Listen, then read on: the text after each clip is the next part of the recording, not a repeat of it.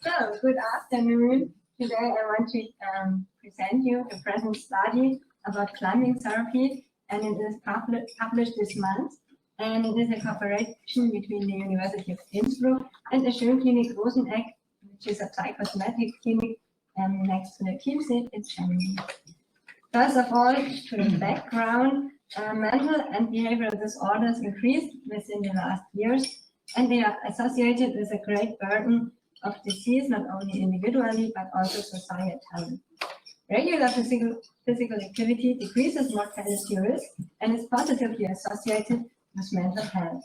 And physical activity has a positive effect on symptoms, affective state, well-being, state anxiety, self-efficacy, and quality of life. Now for the climbing therapy. Climbing therapy for people with mental health, mental or behavioral disorders has been established in clinical settings. It is widely used but only partially researched. So there is no study in the moment in an inpatient setting for adults yet. Climbing therapy reduced symptom severity in outpatients with depression through a multiple-week intervention of bouldering psychotherapy compared to a weightless control group and also to an aerobic exercise program. Climbing therapy encompasses and addresses many different aspects as anxiety, attention regulation, social relations, communication, joy, flow experience, borders, self-esteem, and self-efficiency. Also, a new finding, bouldering psychotherapy could have the same effect as cognitive behavioral therapy. So now the aims of the study are to reinforce the importance of climbing therapy compared to the other sports in a multimodal therapy approach, to evaluate the acute changes of psychological variables immediately after the intervention as effective responses, state anxiety, and perceived self-efficacy. And the acute changes in an inpatient setting are really important because they can be attributed to the intervention and could have influence on the therapy adherence and the physical activity behavior. So the question of the study was, does climbing therapy lead to a positive change in the three constructs, effective responses, state anxiety, and perceived self-efficacy, compared with the control groups and physical activity and a sedentary control condition?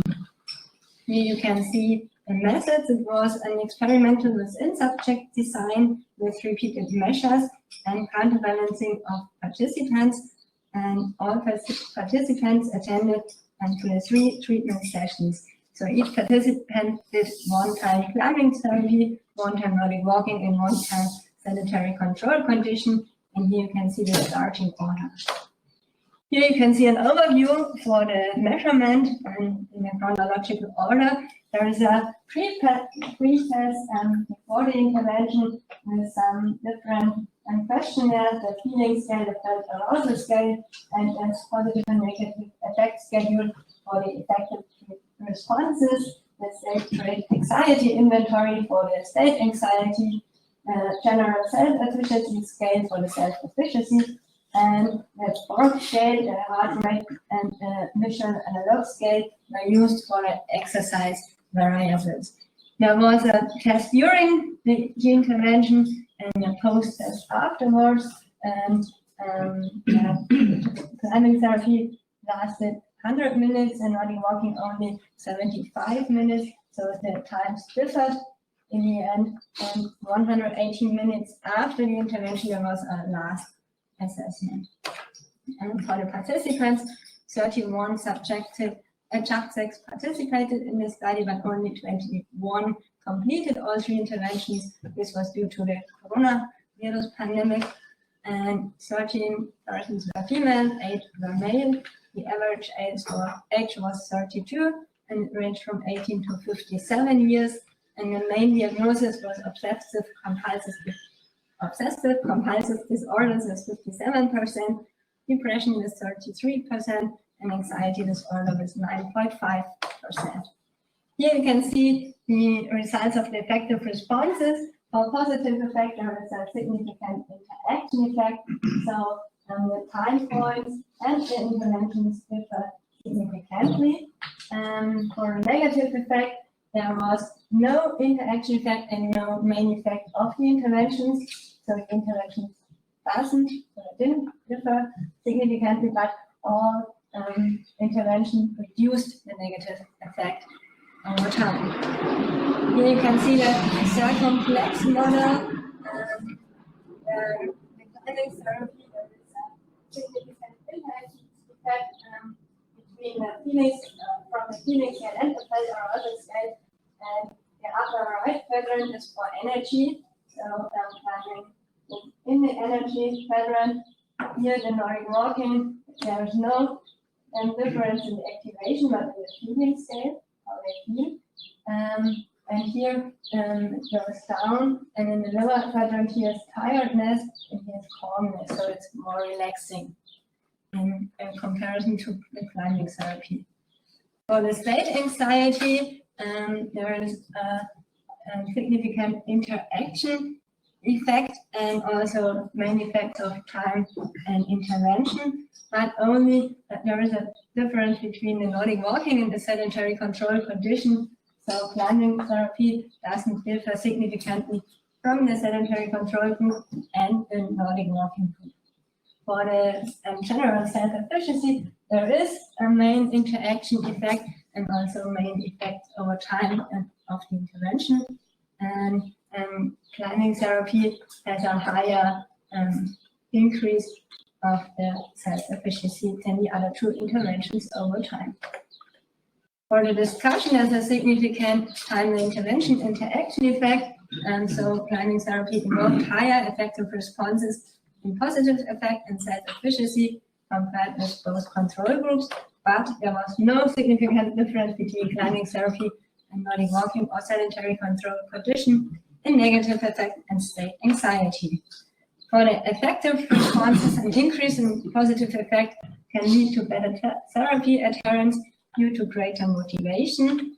Changes in effect can be explained by the various qualities of climbing. So climbing therapy may contribute to emotion regulation and reduce negative effect. But climbing therapy has no greater long-term effect on effective responses than Nordic walking because 180 minutes after, there were no differences.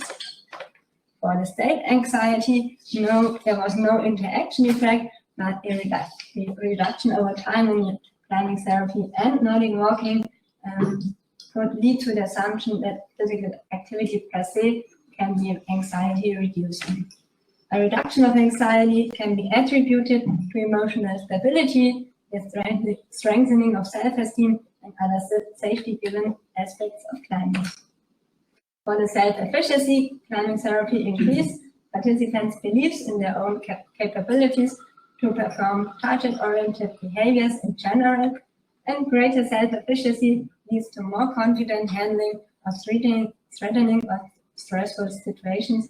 It correlates with health behavior and influences psychological well-being.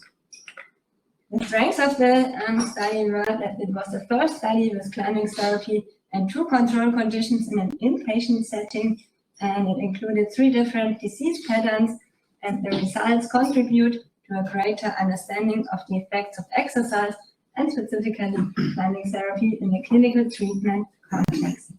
For the limitations, it was a small sample size with 21, the gender ratio and the ratio of disease patterns were balanced. The data collection was done by known person, and the environmental setting was different. Climbing therapy was indoor, Nordic walking was outdoor. And there could be an effect of the group cohesion, and also the number of participants can have an influence. So for my conclusion, a single climbing therapy session may enhance effective responses and self-efficacy and reduce anxiety in inpatients with mental health disorders, partly to a higher extent than Nordic walking. Climbing therapy as a part of an inpatient therapy program may help to improve key effective mechanisms, and future studies should compare climbing therapy with other exercise interventions with comparable intensity. In the end, I want to say thank you for your attention. Thank you.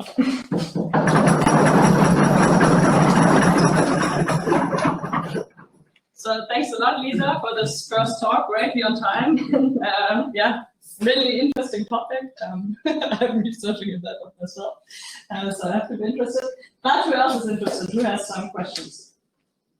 Oh, we have two in front here. Ludovic was the first. Thank you very much for the presentation. I was wondering whether the climbing therapy was organized. How you organized the session? Was it supervised by an instructor? Was it self-practice?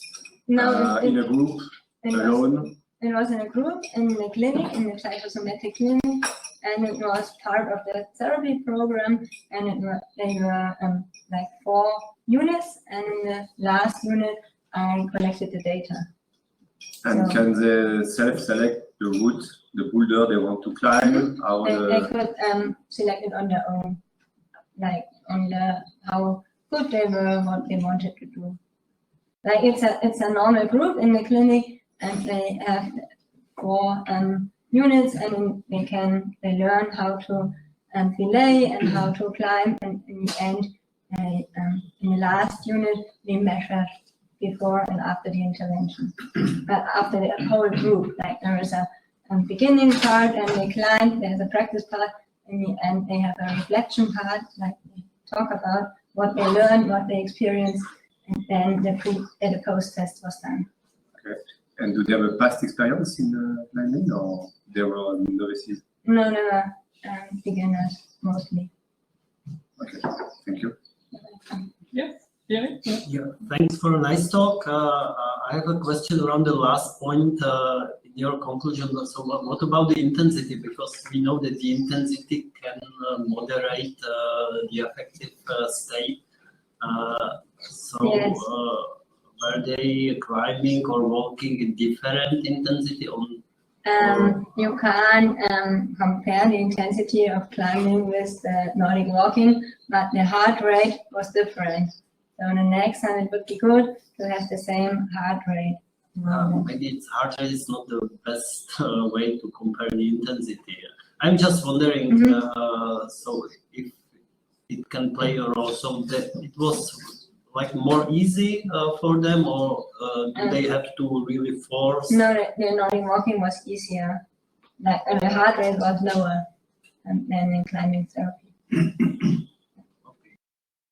Did you also look at the subjective intensity? Yes, also the rating of perceived exertion, and it was also that climbing in a. And how much was it approximately?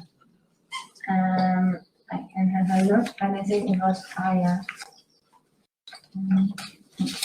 Right. Yeah.